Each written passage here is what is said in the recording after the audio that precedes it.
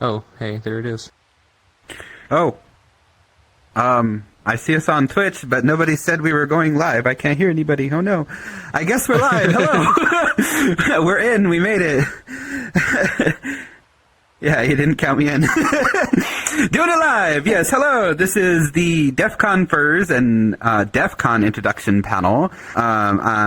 Just to clear things up, this is DEFCON with a C, not a Q. The hard style is in Clubfin. This is all about information security, lockpicking, maker spaces, that kind of stuff. It's very interesting. Stick around, but just so you're not confused about that. I'll get into introductions in a moment, but just covering what we're going to go over. We're going to tell you about DEFCON. We're going to tell you about DEFCON Furs, obviously. Some cool stuff with some electronic badges and some other activities you can do in the community and some fun challenges. If you guys can hear me loud and clear, let's see Hack the Planet in Twitch chat. Also, if you have any questions at any time, we have a Q&A channel in our Discord, the Furality Discord. It's in the event discussions section just above general chat. Throw questions in there. We'll be answering anything related to DEFCON Furs or DEFCON at the end of the panel. Let's see, is there Hack the Planets in there? Yeah, I'm seeing that in there. Yeah, Hack the Planet. Hack the Planet. All right. So I'm Alofoxx. I am in relation to DEFCON Furs, co-chair of DEFCON Furs, also the board, the nonprofit charity that oversees DEFCON Furs, Hack Your Lives. I'm on that as well as a treasurer. And then to my left here, we have... Hi, I'm Junaos. I am the vice president of Hack Your Lives, which, like Alo said, is the nonprofit that runs DEFCON Furs. Yeah, and this is Scaeling.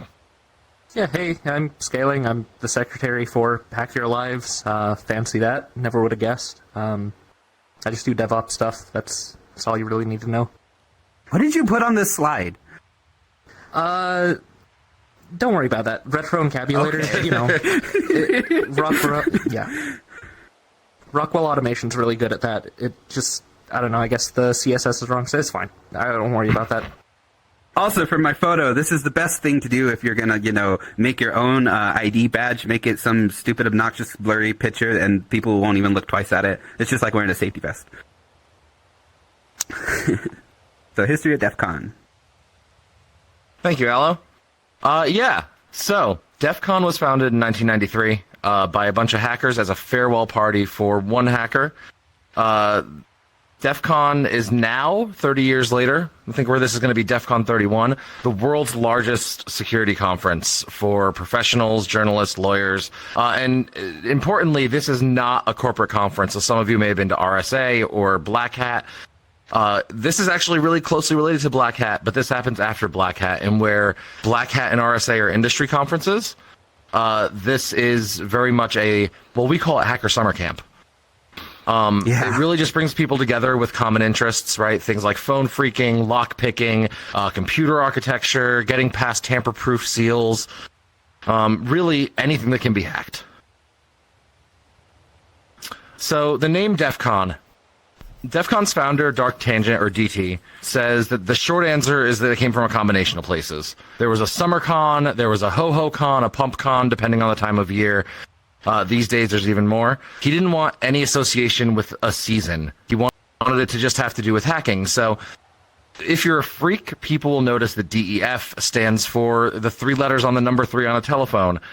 If you're into military lingo, DEFCON has a meaning there. If you're into hardstyle, DEFCON has a meaning there, though I don't think DT actually considered that. So DEFCON was a name that could speak to a bunch of different groups that might be interested in coming to the conference. Did you say freak? Yes, with a PH. Oh. Freaking are people who, freaks are people who like to hack the telephone system. Historically, there was this whistle that they shipped with Captain Crunch cereal that would let you get free credits on a payphone. And that was kind of the first real big telephone hack. It just so happened that when you blew this whistle, it would blow at a certain, I think it was 1600 megahertz, which would be the same tone that you could get coins. And the people who were hacking the phone system became known as freakers or freaks or telefreaks. And even today, there's a telefreak challenge at DEF CON. Put one in the So chat how if big- you know what AOL is. Oh Lord. So how big is DEFCON? DEFCON has been getting huge. I remember 10 years ago going to my first DEFCON, DEFCON 22, and then it was about 18,000 people, and it was the last year that DEFCON was in the Rio, and even then it felt massive. In 2022, there was about 25,000 people in person, and keep in mind, we actually were hitting numbers bigger than this pre-COVID. It was hitting like 30,000. And it's still recovering because people weren't able to travel internationally and things like that. This year, we were in the largest convention center in Las Vegas, the new Caesars Forum. And in fact, it's one of the largest, it is the largest single room convention center in the world, and one of the largest convention centers altogether. 400,000 square feet of meeting space, and all of it pretty much was used. And on top of that convention center, there were parts that actually still didn't fit and had to be moved into other hotels. So Sky Talks, which is a group that comes to DEF CON every year and does talks where people can talk about things that may be under NDA or maybe they don't want recorded. And Sky Talks has a no recording and a no filming and a no note-taking rule, right? We had the Caesars Forum, which is that large convention center. And then in the Flamingo, we actually had other pieces of the convention, other workshops and villages. So even the largest convention center in Las Vegas wasn't enough for us. So what do you do at DEF CON? I've talked a little bit about some of the things one might do. You might be in the Tell the Freak Challenge. You might go to workshops. You might go to Sky Talks and panels. But really, there's just so much to do at DEF CON. There are a bunch of games. Hacker Jeopardy is a mainstay of DEF CON that's been there longer than I've been going, to the point where it's built a whole subculture of memes and catchphrases that people yell out. It's like watching your favorite game show, but it happens once a year. Capture the Flag. This is basically esports for nerds. You put a bunch of hackers in a room. Well, esports for bigger nerds, I guess. You put a bunch of hackers in a room and they come with their computers and networking gear, and they have to simultaneously defend their network from attack while attacking other teams in the room's network. The event that happens at DEF CON, well, the main Capture the Flag event that happens at DEF CON is actually the finals for a competition that happens all year round. But obviously not everybody can get into that. People are invited, and the people who do that competition don't do anything else at DEF CON. They're in that room for the weekend. But there are lower impact Capture the Flags at DEF CON. If it's your first time, there are newbie CTFs. If you're not into computer hacking, there are social engineering CTFs. I think there was even a cryptography CTF last year and a car hacking CTF. Yeah, I'll get into it a little later, too, with the contest section. Yep. If you're not wanting to do contests, though, you can learn how to solder. I will say, before I went to DEF CON, I had really never soldered before. I'm still terrible at it, but now I've done it and caught stuff on fire, so that's, a new experience. It's usually fine as long as you keep the magic smoke in. Yeah, I don't think I did. That was a DEF CON badge gone boom. Anyway... lockpicking. This actually, I started doing at DEF CON and got pretty decent at. There's a whole lockpicking village. If you are interested in how to pick a lock, there are people there who will show you. They have equipment that lets you become better at it. So locks with clear casing so that you can see the tumblers and see what the pick is doing as you get the feel. And then, progressive locks that you can pick. So if the first one has one tumbler, then two, then three, then five. I see somebody mentioned the car hacking village and Hack Tesla. Yeah, there's usually a Tesla in the car hacking village where people try to play with the electronics of, and there's some really good panels around that too. Yeah, it's interesting. Even before car hacking was really a big thing, car hacking was still at DEF CON. Even before there was a car hacking village, there was a talk on somebody remote controlling Ford through its 3G connection in the engine and being able to disable the brakes remotely. It was actually really interesting.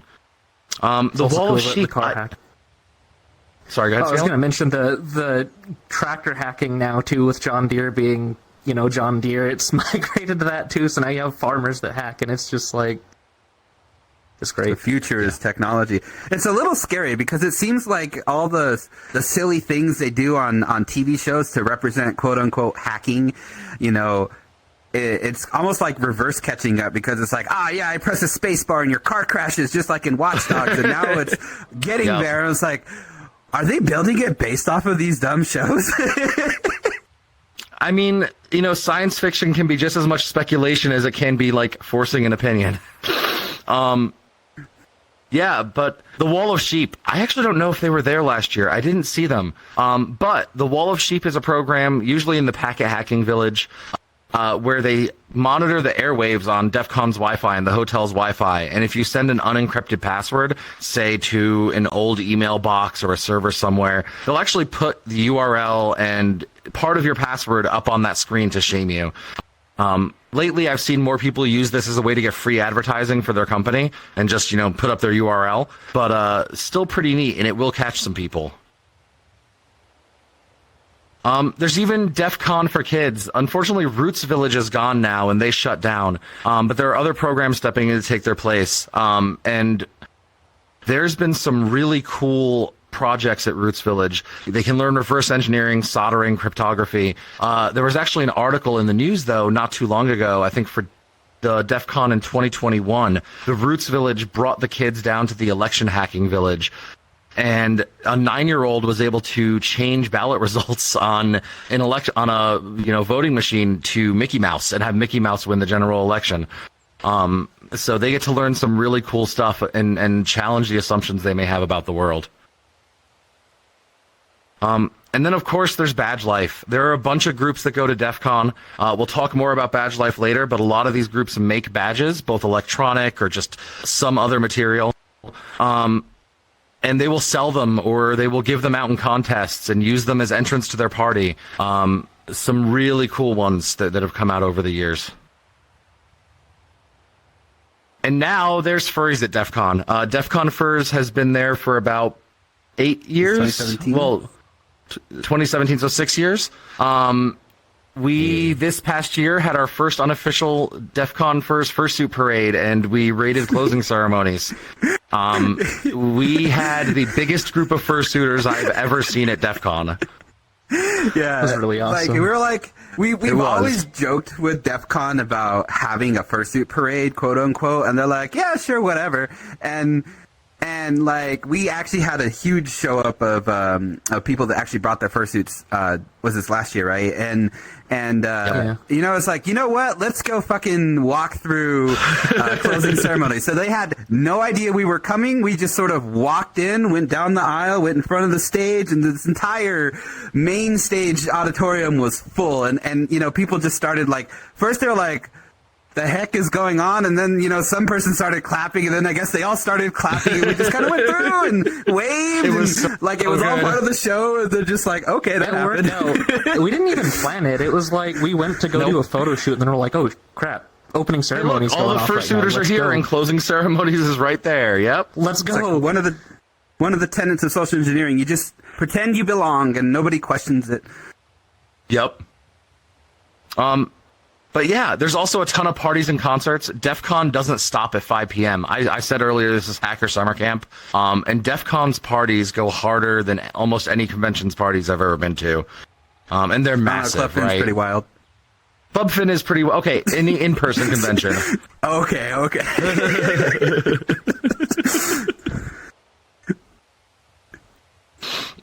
In fact, there's so many parties that there's a community project called DEFCON Parties that will put together all of the parties. And when I say all, I mean DEFCON's parties, QueerCon's parties, the DEFCON Furs parties, Intel's invite-only party that they're only inviting their customers to, Microsoft's invite-only party that they're only inviting executives to. They'll all show up on here, on the schedule, and you'll be able to know where they are. It's all on the schedule.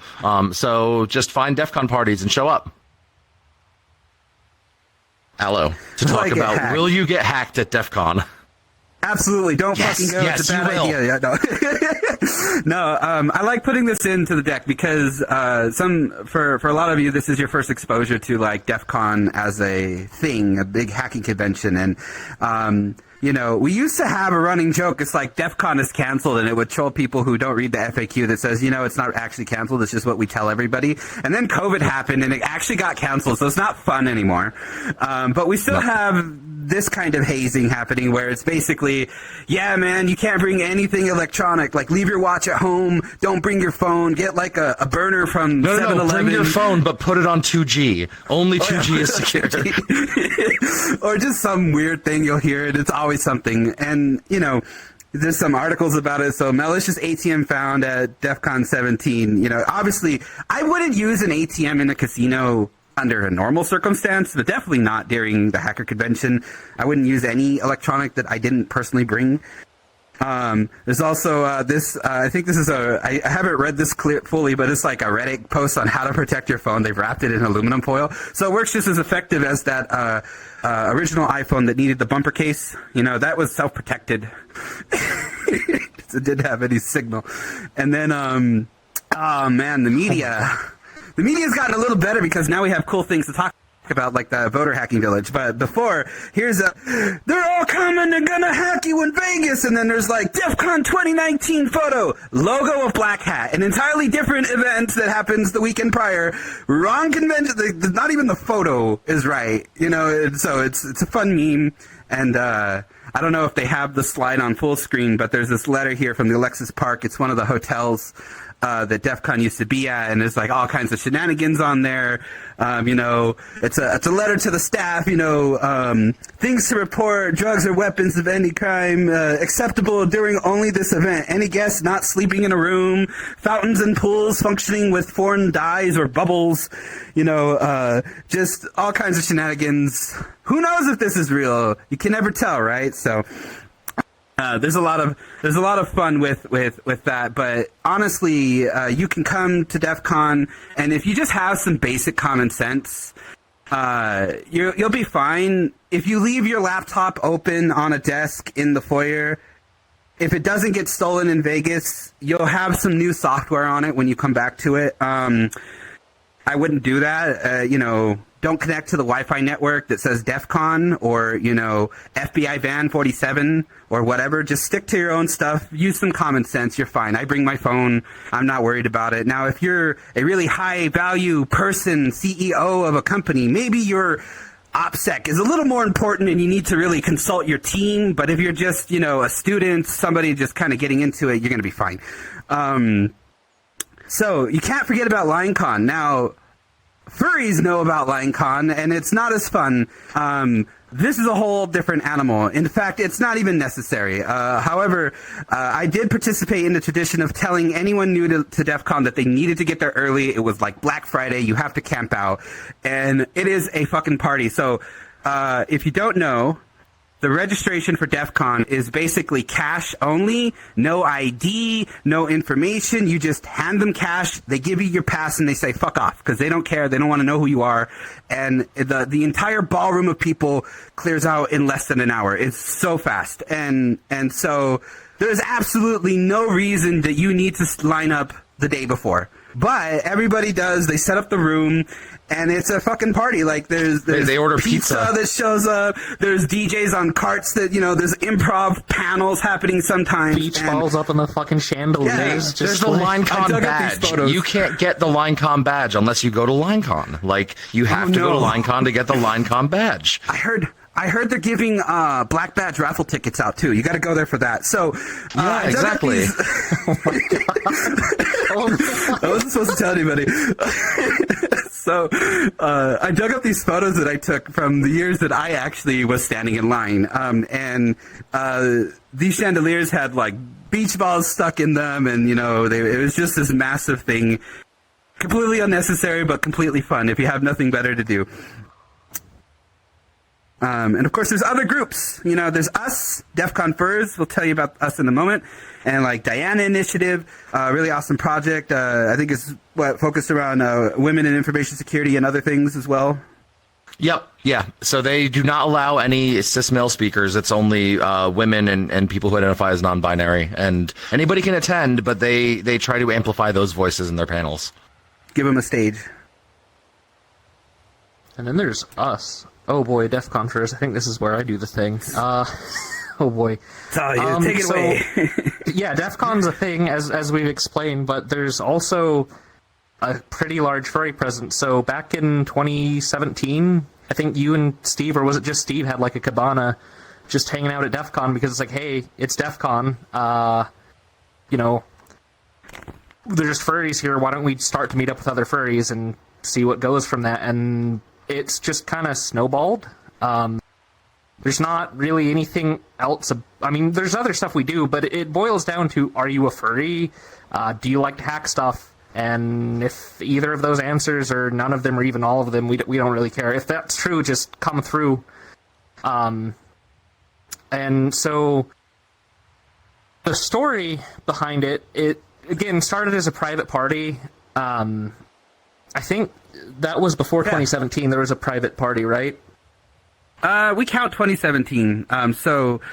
Basically, it was like my second DEF CON, and I was like, I wonder if any other furries go to this, because I was going there and hanging out and staying in a room of a friend of mine who's also on our board and had a room there and is a furry. I was like, I wonder who else is going. So I went through Twitter, and this is all about OSINT, right? I searched DEF CON. And I went through all the tweets that I could have the hours to go through, and I kept scrolling until I saw furry icons. I was like, oh, they're tweeting about DEF CON. Are they going, hey, we're having a get-together in, hotel room, whatever. And, I think we had, 10 people-ish. We had pizzas. We had someone bring whiskey, and it was a party, and we were all there just bullshitting about work and about DEF CON, and, that's kind of where it started. And then that's when Telegram had just come out. So everybody was starting to get evolved. That. Yeah, now it's not just a group of hackers. I mean, it is, but now DEFCON Furs is ran by Hack Your Lives, which is a 501c3 nonprofit, which organizes DEFCON Furs, and also I think Whiskey Pups too. It's a couple things. Yeah, it runs a couple of things, but it's still primarily, I think, the same people the whole time. We've expanded the board, but the original people are around, yeah. Yeah, that was before my time. I'm still fairly new to all of that. I think first one was 2019. Sorry. And then for what do we do? Oh my god. We run panels. Again, it started off as just a party. Now we'll actually have CTFs, talks. Last year we had 2 separate tracks. We had an NSFW talk on the last day, I think, where there was some topics where we could learn about pretty interesting things. And then the other track was the Safe for Work Just track. Safe for Work, we had some, but that was really interesting. We had some panels like how to talk to executives and... I don't know, you actually had one about Furality, which is what had me coming here this year, because I'm like, oh man, that sounds awesome, and so now I'm Self-plug here. And then again, hey, we cross-pollinate, there's a lot of common people. Yeah, and in addition to all the parties, we usually have, an open bar, and we do have a badge. We'll get to some of that later, but at the end of the day, it is just a suite that we usually have where you guys can come and party, hang out with each other, but we do have stuff going on. It's common for some people to just come for some of that, or honestly, I think for pretty much all of us, we spend most of our DEFCON actually in the DEFCON Furs space. But we have, speaking of DEFCON, we do actually have a room block for this year. It's already open. I think you have... pretty much all the information's there, but you have some of the additional information. I think, is there anything else? So you just got that going. DCFurs.com. So we have... It's part of the official DEFCON room block. It's just our little grouping of it. We're at the Flamingo this year. We were at the Harrows last year. That was the closest hotel to the convention center, but they wouldn't unlock the elevator. And they wouldn't like it if we unlocked their elevator, so we want people to be able to freely get to the suite without having to have a room. So we're over at the Flamingo this year. It's still right next to the convention center, and all the other things that happen. And there's a nice food court right outside the doors. So if you are interested in going to DEF CON and you're planning to go, consider booking a room with us. It's the same price as their official block because it's part of their official block, but it's just closer to all the other furries that are going, and it helps us out. So booking.dcfurs.com. And our main website is 2023.dcfurs.com, which, has information about what's going on. Once we have our schedule closer to the event, it'll be on there. And as well, soon we'll be having sign-ups for panels. If you're interested in giving a talk in our room during DEF CON, that form will be going out. If you don't know what the hell you're doing and you just are interested in going and want something to do, we need volunteers. Sign up to volunteer at DEFCON Furs. You'll have a great time. We'll take care of you. We feed our volunteers. Please volunteer. Yeah, that's actually how I got started. Food.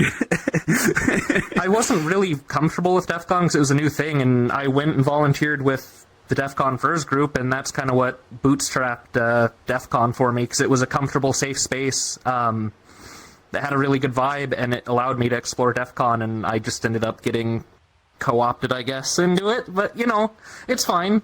It's great. Let's see. Oh, now badges. Is this the whole badges, or are we just talking about our own badges? Like we mentioned, our badges. Yeah, well, I know these are our badges, but the sections. Yeah, this is our badge section. Yep. Yeah, oh boy. So this is a boot badge. Okay, so it's very infamous, or famous rather, not infamous. Everybody loves it, and people wish we still made it. But this is our first electronic badge. It's called the boot badge because when you tap the nose, it had a capacitive sensor under the solder mask that actually triggered the LEDs to spell out boop. And everybody lost their fucking minds about it, and it spread like fire.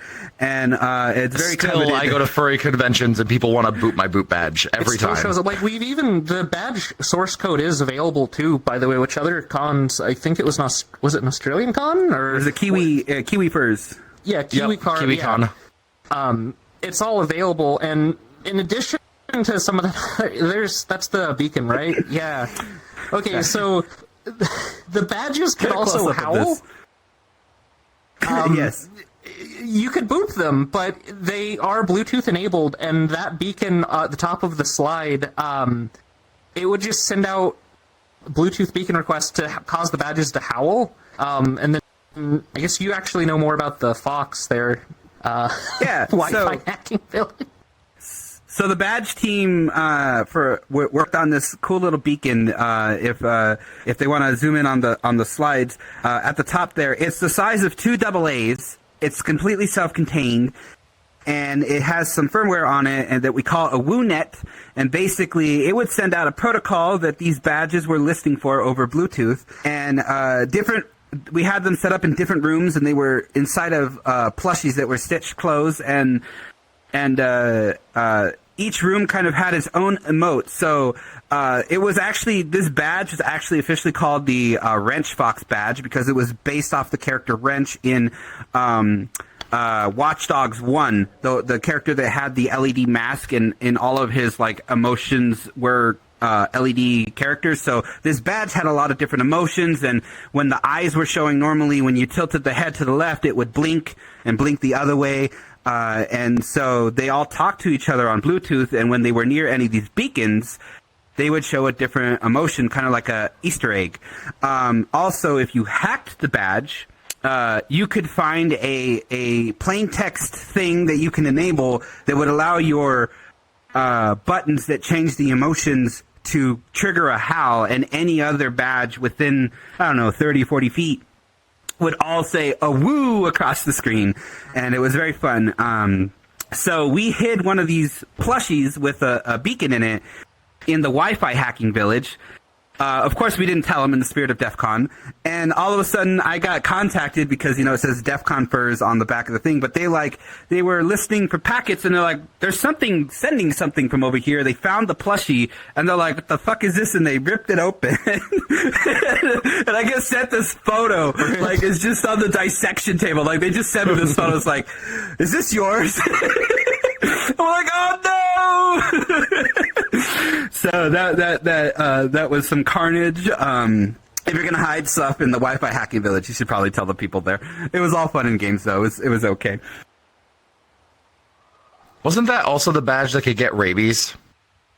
No, that was this one. That was this one. Okay. This was the 2022 badge, I think? 2019. 2019. Yep. On the right, those are actually acrylic faceplates that we had, so you could screw it onto the badge, and you'd have the LEDs come through, and it was a whole thing. But again, Yeah, this was themed after Westworld. Yeah. So Yeah, this badge the was host actually badge. themed after Westworld. So this was the host badge, exactly. And so this skull over here on the left was actually the host, or that was supposed to be like the core robot, and then the right was the acrylic faces that you could turn it into different personalities. A couple of these were all the attendee ones, but we also had different acrylic faceplates for staff and for admins and volunteers and things, and speakers and things like that. And it's all open source, like Scaeling mentioned earlier. If you go to github.com/DEFCON Furs, all of the source code for these badges and the schematics for them are all there. And like you mentioned, so it's Kiwi Furs security group made their own variant of the boot badge, and it was a sheep, and it worked exactly the same because they built it out. They put the same firmware on there, and they could do all the same cool things that we talked about. It's all open source. For time, I'm just going to skip over this a little bit, but basically, in the code, it's all MicroPython, and you could make it do custom animations and stuff. Badge life.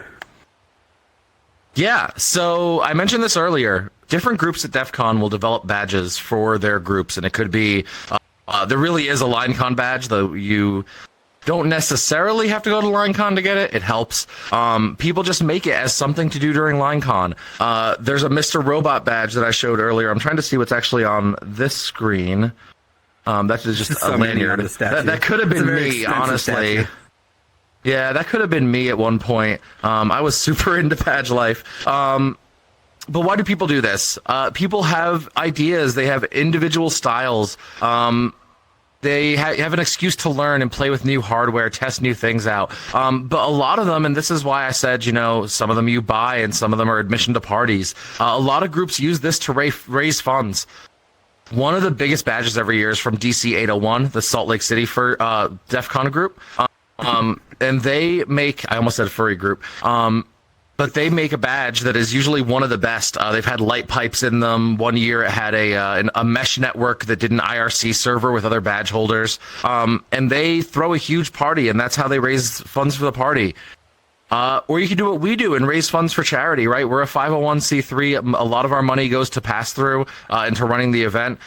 The proceeds after we pay for the event and our overhead that we, generate, a portion of that goes to charity. Most importantly, though, you do this to look cool. You get swag.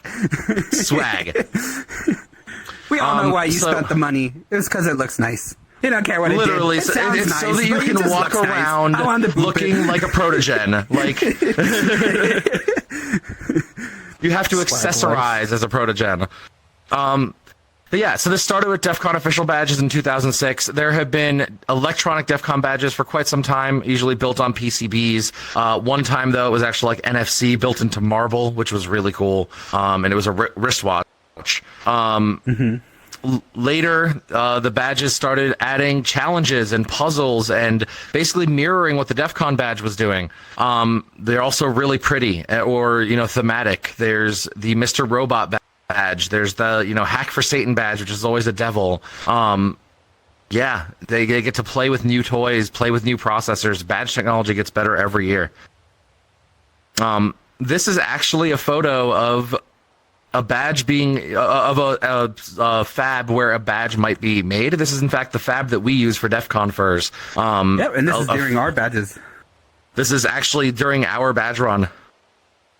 I didn't clear saying their name, but yeah, this is a group that we work with to do all our badges. It's really cool.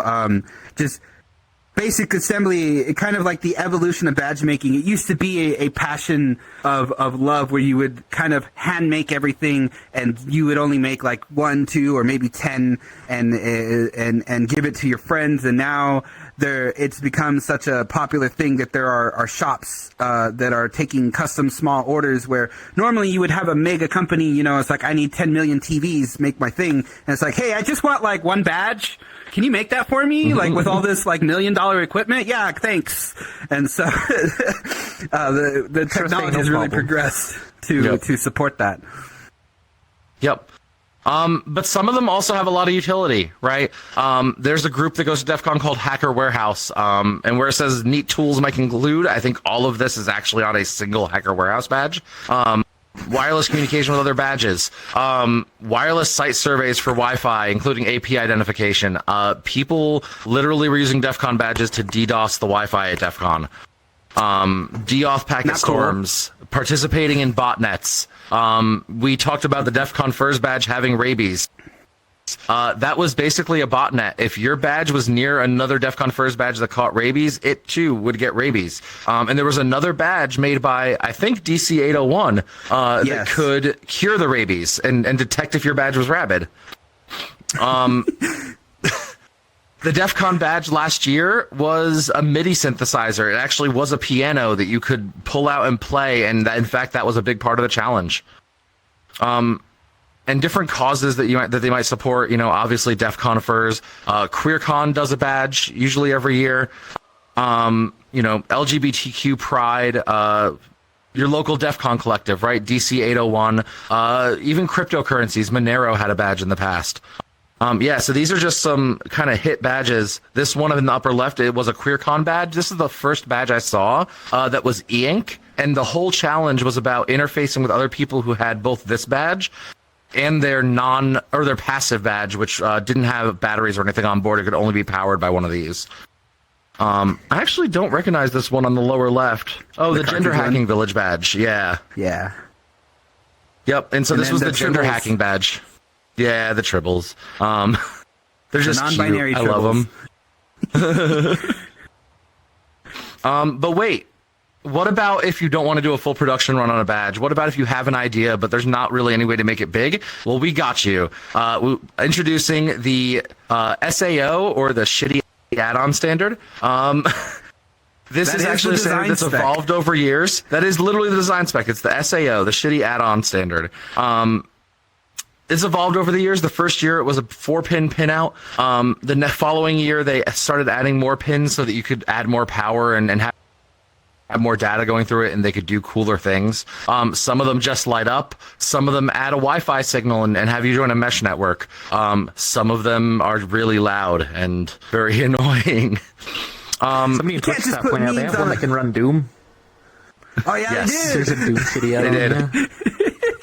You can't just put memes on a PCB and call it a DEF CON badge. That's where you're wrong, kiddo. This was a great shitty add-on. Yep. Shitty add-ons and you are can very see cheap. the pins right here too, like the 4 pins in the corner. That was the interface. They're like better than stickers, and you know, they're so low cost to make because they're basically blank PCBs with art. They're just literal meme shit posting on a badge. Yep. And these are some great SAOs from the Tide Pod. I remember the Tide Pod. Yeah. This is Twinkle Twink. Yeah, these are really great ones. Fucking Tide Challenge. Contests and hacking. Yes, I'm excited about this because there's lots of contests. So this entire slide is full of them. You got the AI village capture the flag, a beverage cooling contraption, got to make that beer cold. The beard contest, you have a neck beard, you might win. A bike ride, I'm not familiar with that one. Car hacking, command and control, coin droids, crack me if you can, a bunch of other stuff. Drunk hacker history. I didn't know that was a contest. I thought you just get drunk. This is contest and events, Jeopardy. But yes. Yeah. Oh, okay. That's why I was like, what? Because like Mohawk Con is there too, and that's just a barbershop. There's the tinfoil hat challenge. People will spend the whole weekend making the most elaborate thing they can put on their head out of tinfoil. I think last year I saw someone made the entire head of, you know, the movie Aliens with the thing that comes out of the mouth, like that whole thing out of aluminum foil. That's all they used, and they were just walking around, and it was life size. It was like, oh God, it's fun to see, just to make on the meme of you got to put your tinfoil hat on, right? And, you know, there's some other challenges here. You got the fox hunt. So this is all about finding, you know, a signal emitting beacon with like an antenna system. And we thought it would be fun one year to reach out and say, hey, you know, would you like to put the beacon in a fursuiter? And so I think for the last 3 years, we've collaborated with them to, at some point during the convention, we'll have the beacon is only like the size of a thumb drive. So they just hold on to it and walk around the convention, and you're like tracking, and it's like, wait, is the fox an actual fox? And so bunch of shenanigans happening in collaboration. And, you know, we showed like the CTF, but I wanted to do this little example with everybody in chat. So everybody warm up their keyboards. All right. I want to see your answers in Twitch chat. And just follow along if you're in an instance. So no code warm up, right? This is a sequence. The goal is to guess what goes in the blank. So you have a sequence of numbers here, and it goes 1, 2, 3, 4, 5. So what would you guess would be the next number? 6. If you said 6, you just got a point. Congrats. You got your first CTF point. Go you, invisible audience, but we know you're following along, right? Oh yeah, a bunch of 6s are coming up in chat. Hell yeah. A little harder, a little harder. Let's see who gets this first in chat. 2468A. There's a letter there. That's not a number. Or is it? Yeah, see, some people know their hex code. Yep, it's C. This is 2468A, which is 10 in hex, and then 12, which is C. Congrats, you got 2 points now, if you're following along. So, steganography, a little bit harder. When I say a little bit, I can't even do this, but it's fun. So, pass by the definition here. Steganography, it's the art or practice of concealing a message, image, or file within another message, image, or file. You know, I'm sure most of you are familiar with this by, you know, putting a folder of things in your desktop under a name of homework, which I'm sure wasn't homework. You know steganography. Congratulations. So in this example, the duck is hiding something. Leave no stone unturned, no page uncovered to make him divulge his secrets. This was in here before Furality. This is not a ode to Dalton as much as he loves ducks. I don't want to get called out for that. I tried to remove as much ducks from this convention. So here's a picture of a duck. This is your challenge. You got to get a message out of this thing. So where is it? Does anyone see the message? Let's see in chat. Who's the first one to guess it? Don't even try. It's not there. So you got to think outside the box. And maybe there's something hidden in the code of the file. So you can open it up with the hex editor. And when you open like a file with that, you'll see kind of this display here, and at the beginning of the file, it tells you what kind of file type it is. Even if it says .jpeg, maybe it's not a JPEG. And here it says it's a GIMP XCF file. And GIMP is a free, like, open source alternative to Photoshop. So it must be one of those files. So if you open it up in GIMP,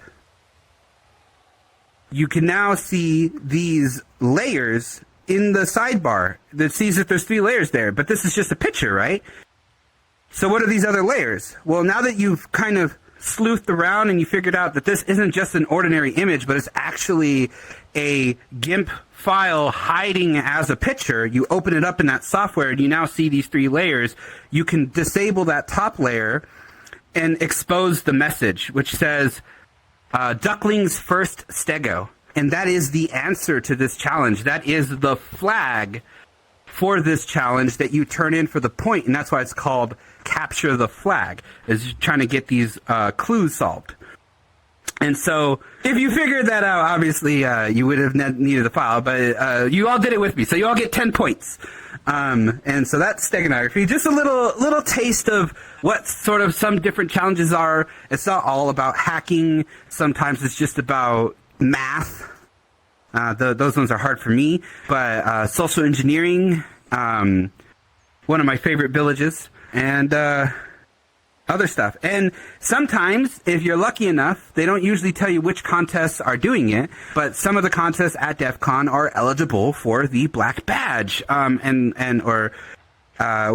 this is basically, you're a fucking badass at DEF CON. You won a contest, and now you have free admission to DEF CON for life, and this really fucking cool badge that they go all out for.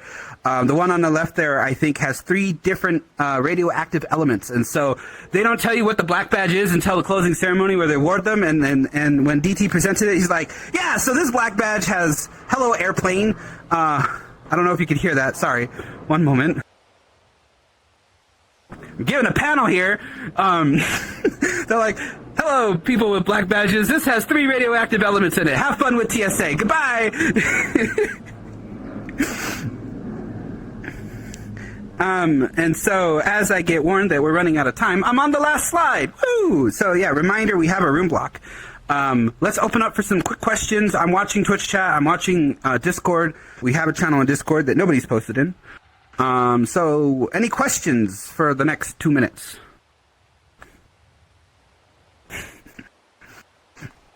That's good timing on the slide deck. Yeah, it was. It's almost like we planned or something or practice. Yeah, though we do need to replace that stego duck with a stego duckfish. My VR didn't even work until an hour ago. Yes.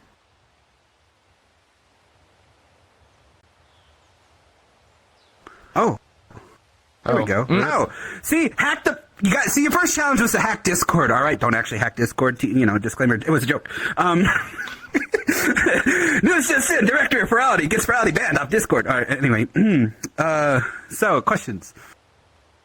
If you have never been to DEF CON before, is there still something there to interact with?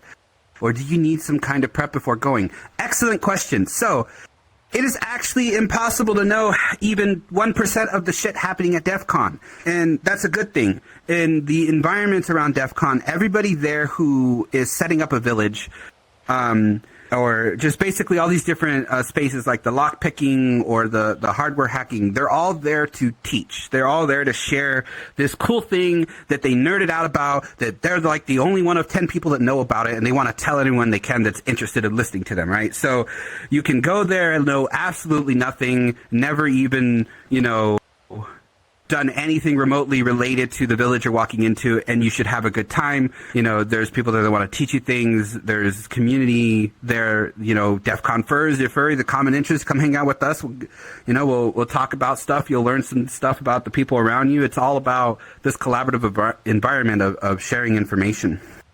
And watch the DEFCON 101 talk. You don't have to go to it, though it's a lot of fun if you do. It's on the hotel TVs. Watch DEFCON 101. It is crucial your first time. Yeah. So I'm gonna ask, I also see some asks for how to volunteer or potentially how to get started. We do have a Telegram group chat, and we also do have a Discord group. You can come through on that, or you can find us on Twitter and jump into the Telegram or Twitter and ask pretty much anybody in there.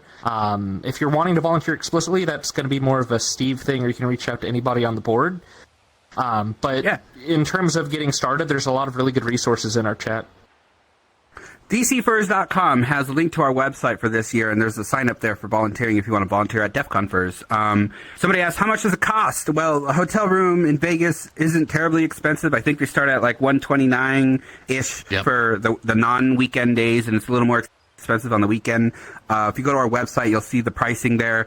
To come to our space and we usually have you get our badge. It's like $20-$40 for the cheap one. And then there's about somewhere around the ballpark of 150 for the one that has 150, all the LEDs 160, yeah. Yeah, and DEF CON itself, I think, is like 460 for the this badge. Year, yeah. If you go to all of its spaces. One more question. Let's see, what's a good one in here?